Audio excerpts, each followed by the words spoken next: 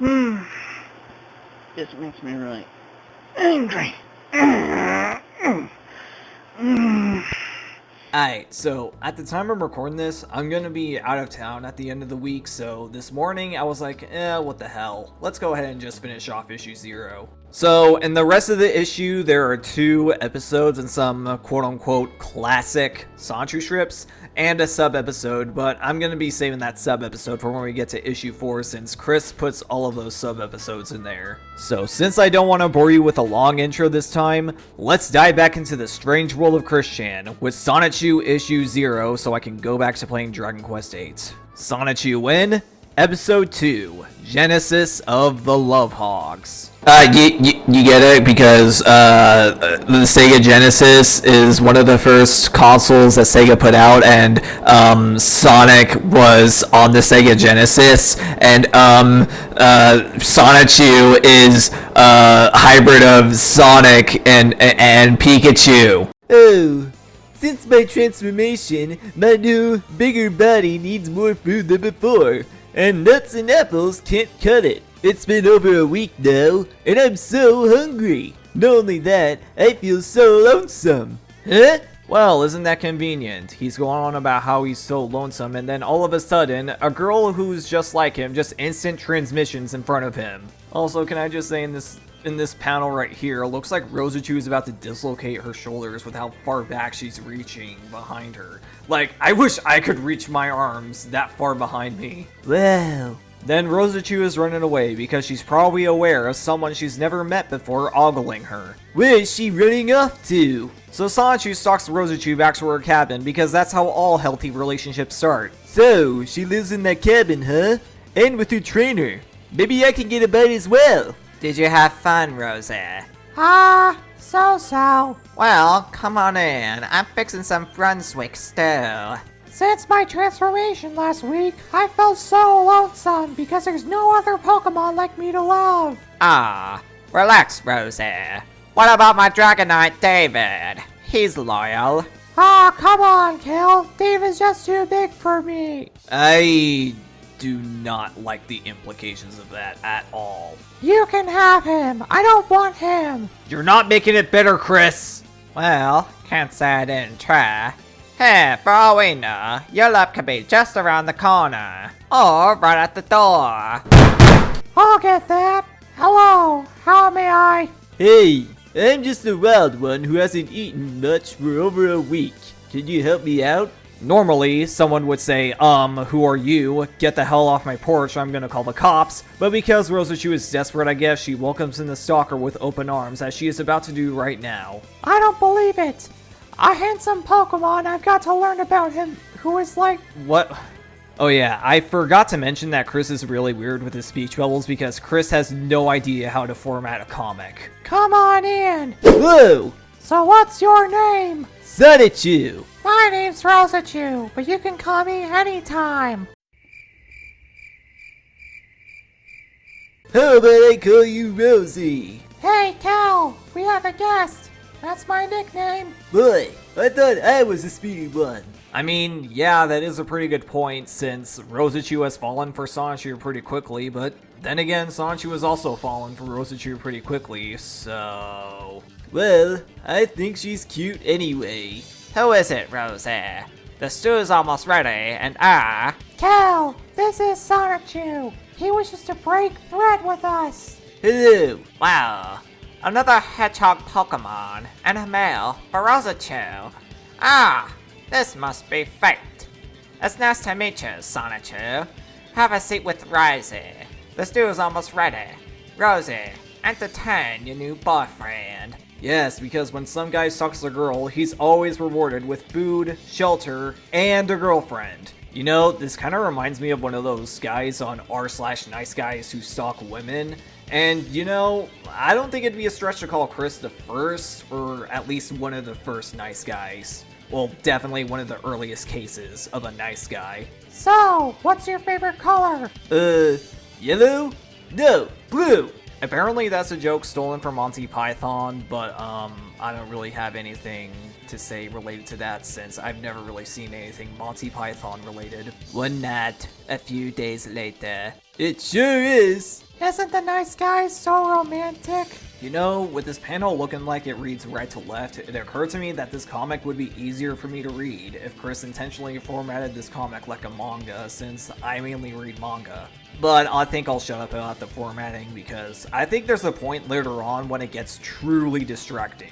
Like, I think probably issue 4 or something, but we'll talk about it later. I could just sit here and look at it for hours with you. Yeah, but then we'd fall asleep together.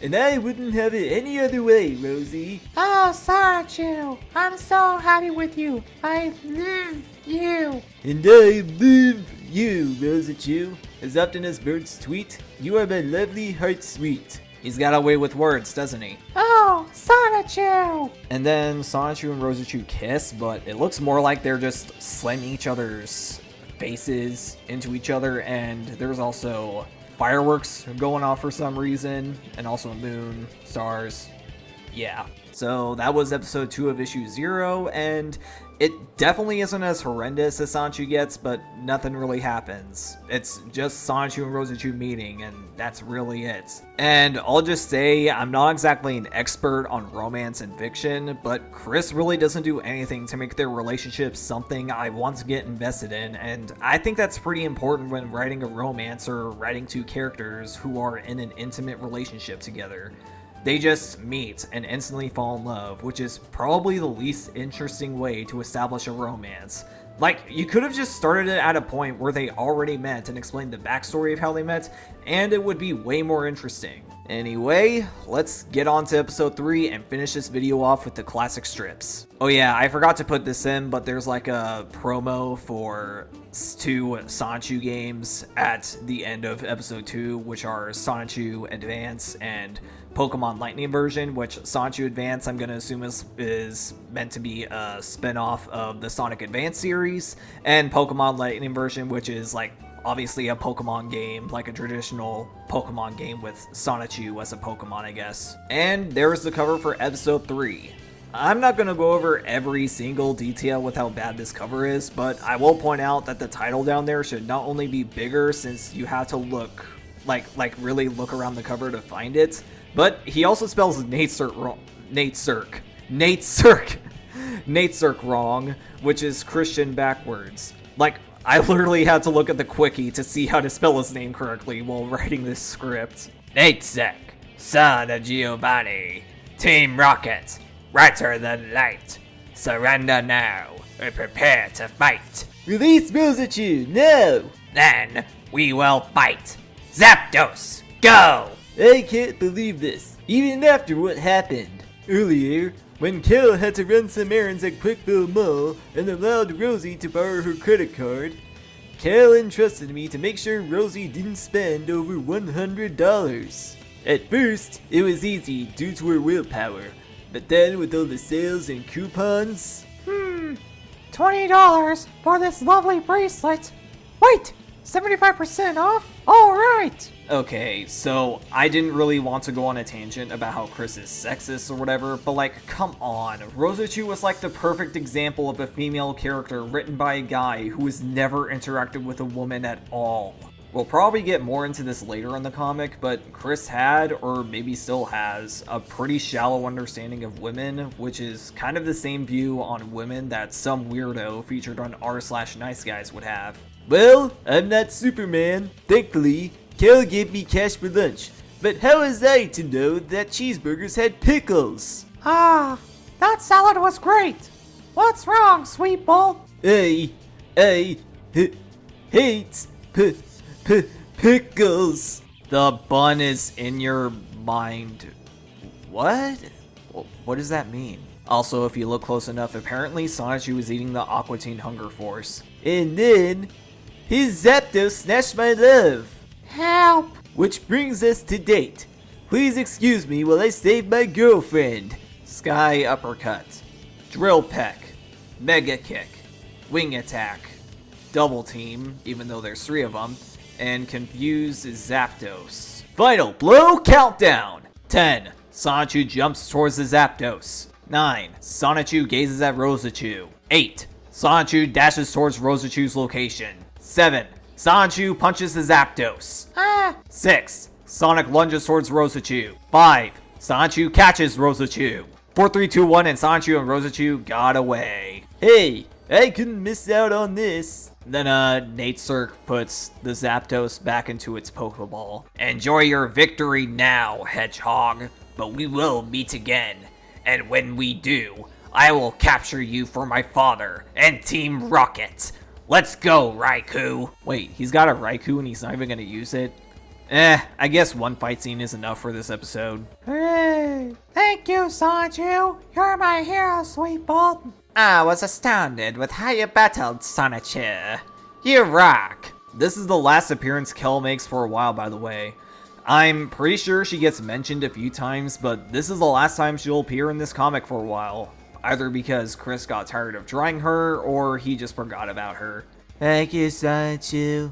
As mayor of Quickville, I congratulate you on your victory, and I thank you for saving the day. Good job, Sonichu. Thank you. Well, Sonichu, I feel like this comic book is my best work yet. I think so too, Father. But wow, all this fantastic creativity, and you still are girlfriend free? It bothers me too. But I never give up. I'll find a boyfriend-free girl around my age yet. Well, I gotta go to Fashion Square Mall to try again. Good luck, pup. Then Chris drives away. There he goes, with a grin on his face. In the end, he'll say, "One girlfriend, please," because he'll probably fail again. I'm proud to have a brave father. And that was episode 3 of issue 0. And this was definitely a step up from episode 2, but it definitely wasn't good. Like, stuff happened, and the stakes were, like, higher than episode 2. But anyway, let's just go ahead and wrap this up with the classic strips. Classic Sonichu strips. Sonichu comic strips drawn before the comic book. Sonichu 25 Years Later by Christian W. Chandler. Drawn June 13th, 2004. Wow, honey, you are quite the hard worker. Thanks, sweetheart. I could cut 100 logs before breakfast, but I ate lunch a couple hours ago. I have a theory that this strip was based on an interaction that Chris's parents had. Like, that's the only explanation I can really come up with. Sonichu by Christian W. Chandler. Drawn January 3rd, 2004. Well, Sonichu, I've been living my life and being beautiful. Hey, Rosie, what's new? And again, speech bubbles in the wrong place again. But seriously, I wish I didn't have to work so hard. I'm tired of it. But being with you, a great friend, makes me feel so much better. Anyway, I'm... Me too, Rosachu. Then we see Black Sonichu just watching them behind a rock. And that's how it's been. Wait, who's saying that? What? Ah, you're so sweet. I understand your feelings, Rosie. Here, happy Valentine's Day. What? Wait, is Rosachu growing 2 heads? What is happening to her? Black Sonichu, quit following us around. And that is the end of that strip. Moving on. Sonichu by Christian W. Chandler. Drawn March 18th, 2004. Christian plus Sonichu versus the Mastermind. Since you will not leave me alone on my love quest, We have no choice but to fight you. Mary Lee Walsh. He. Oh, Mary Lee Walsh. Alright, explanation time. So, do you remember that disclaimer in episode 1? Well, this is when it comes into play. Okay, Mary Lee Walsh is actually a real person from Chris's life and was the Dean of Student Affairs at the college he went to. So, basically what happened was Chris would hang up signs around college asking for a quote-unquote boyfriend-free girl, and when Mary Lee Walsh took notice of this, she took down the signs. And as a result of this, Chris started to depict her as a stereotypical witch villain you'd see from a Saturday morning cartoon. Which really goes to show how much of a child Chris really is. If you want a more in-depth explanation of Mary Lee Walsh, I recommend watching this episode from Beneath the Bridge, which is a series that focuses on some of the trolls from Chris's life. It does a way better job at explaining what happened than I could. one shot is all we get. But why though? Curse ye, homie! Ha! Thunder! Yes! Sonichu by Christian W. Chandler. Drawn May 8th, 2004. Sonichu! Nate's cause my mom. Nope! No. We are not doing this one. Sonichu by Christian W. Chandler. Drawn December 5th, 2004. Mary Lee Walsh? This was a trap! That's right, Christian. There's no escape from my magic and my jerk-off squad.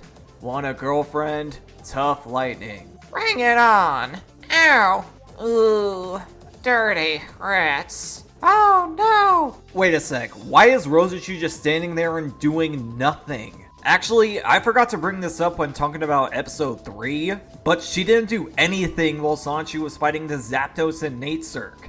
Like, she was mutated as a Raichu, so she should probably be stronger than Sonichu by default, but I guess not. Maybe she could have tried shocking the Zapdos to free herself, but I guess she's so incompetent when it comes to fighting that it didn't occur to her. You know, to go back to that mutation thing real quick, why does Rosachu look the way she does anyway?